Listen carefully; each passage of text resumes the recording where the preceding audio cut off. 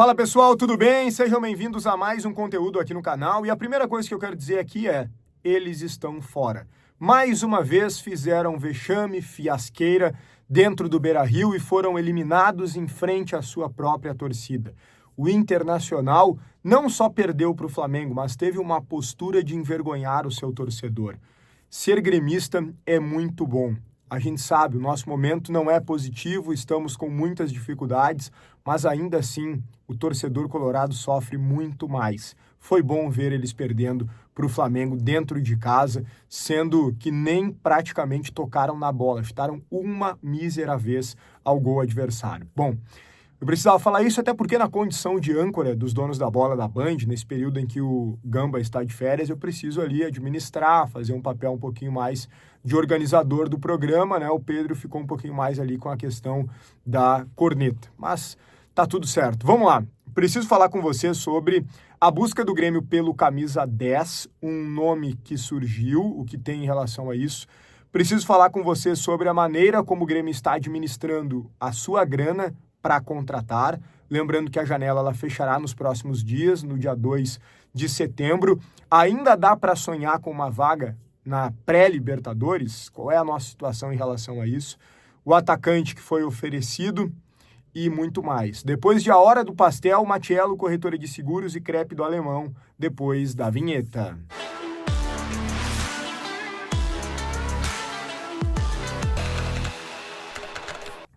Muito bem, pessoal, deixa o teu like no vídeo, te inscreve no canal, ativa as notificações e também deixa a tua opinião nos comentários sobre todos os temas. Primeiro ponto, o Grêmio ofereceu o atacante Cristian Pavón para o León, do México. Lembra que eu trouxe para vocês, já mais de uma vez, que a diretoria do Grêmio trabalha também para oferecer jogadores. Esse era um trabalho que acontecia muito mais por parte dos empresários, que seguem fazendo isso, evidentemente. Mas o próprio Grêmio vasculha o mercado, vê clubes que estão atrás de determinadas posições para se reforçar. O Grêmio viu lá que o León, que é um atacante, o Grêmio tratou de oferecer o Pavón para o León. Por enquanto, nenhum avanço em relação a isso, mas o oferecimento foi feito, que escancara que o Grêmio segue muito interessado na saída desse jogador. Lembrando também que o Pavón faz parte da lista de negociáveis, então o Grêmio quer a saída dele, mas quer a saída dele com uma compensação financeira, algo que entenda ser justo, não vai simplesmente se livrar do jogador. E não é por uma questão de não acreditar mais no Pavón também, tá? As pessoas do Grêmio, elas até acham o Pavón um jogador bem útil, mas o ambiente mesmo, a relação com a torcida, o desgaste que foi gerado, fez o Grêmio entender que é melhor mesmo a saída desse atleta. Um outro ponto aqui para a gente falar. O Grêmio está em busca do meia, sim, até porque o Roger Guedes é uma situação que o Grêmio está apenas observando.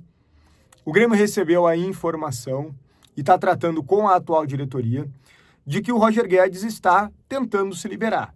Mas não tem nada além disso neste momento.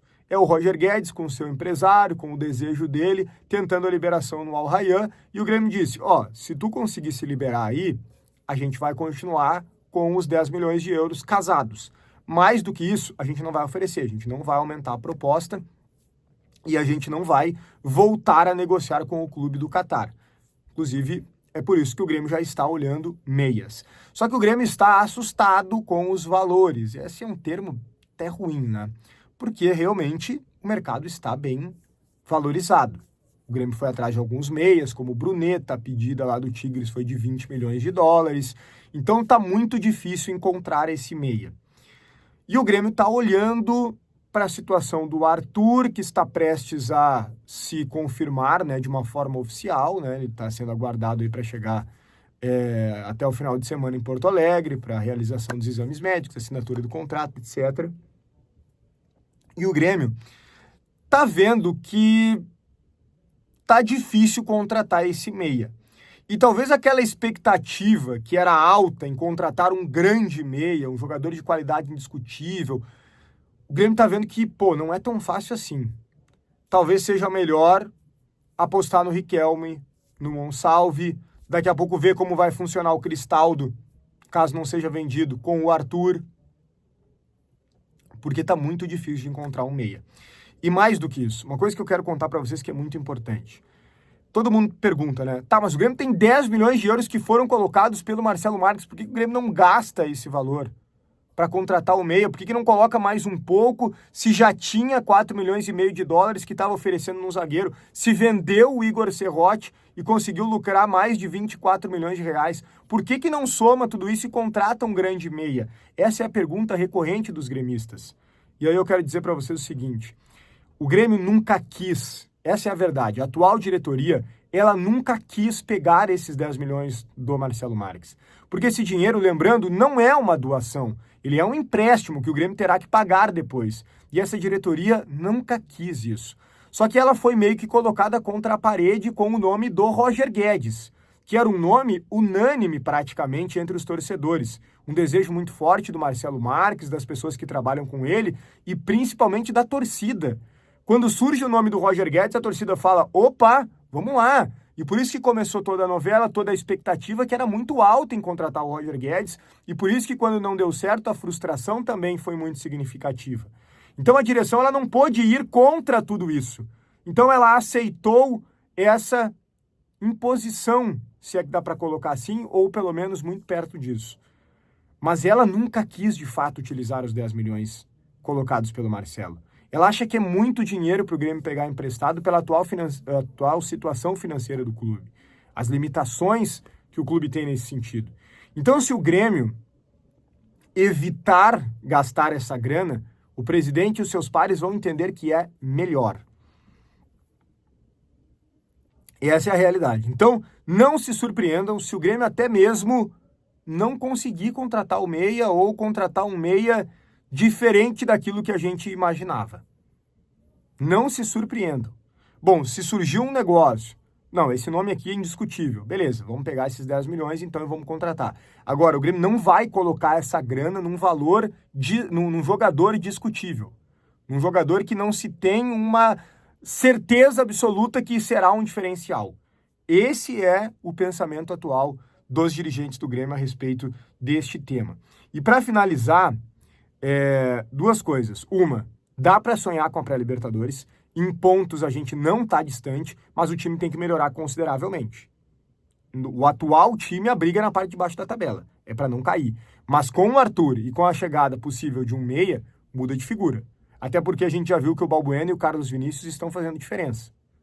O Carlos Vinícius que infelizmente não poderá suspenso jogar contra o Ceará, uma expulsão extremamente injusta. Agora, chegando o meia com o Arthur, dá sim para sonhar com uma pré-Libertadores. E a outra coisa sobre o meia é que o nome do Otavinho, eu sei que já circulou, o Johnny Souza, da Rádio Pachola, foi quem trouxe primeiro. O nome do Otavinho sim está na pauta, tá? Eu não consegui confirmar muito bem se ele foi oferecido ou se foi o Grêmio que foi atrás para buscar informações. Mas a informação que eu tenho é que não teve uma negociação efetiva. Teve uma conversa inicial, muito mais em relação a saber valores. Repito, não sei se o Grêmio é que foi buscar essa informação ou se ele foi oferecido e aí o Grêmio perguntou quais seriam as condições. Mas que teve um contato, teve, pelo Otavinho, ex-Inter Esporto do Al Nassr. Esse jogador, sim, não é um meia armador em características, é muito mais um meia ponta, né? Um jogador talvez meia atacante, porque ele pisa na área, porque ele tem de alguma forma jogada pessoal, drible, etc. É um jogador interessante, não é um jogador indiscutível, vamos combinar, mas é um jogador muito caro e talvez por isso não tenha evoluído, não se tem nenhuma informação de evolução em relação a isso. Mas foi pelo menos um contato feito em relação ao Otavinho, beleza? Eu quero que tu deixe teu like no vídeo, te inscreva no canal, ative as notificações e deixe tua opinião nos comentários sobre todos os temas. O conteúdo que foi para Crepe do Alemão, o melhor do Rio Grande do Sul de forma disparada, incomparável. Crepe do Alemão, na Avenida Beira Mar de Torres, o telefone da teleentrega está na tela, Crepe do Alemão. Deixe teu like no vídeo, te inscreve no canal, ativa as notificações e deixa a tua opinião nos comentários, repetindo isso porque é muito importante. Um grande abraço e até o próximo conteúdo.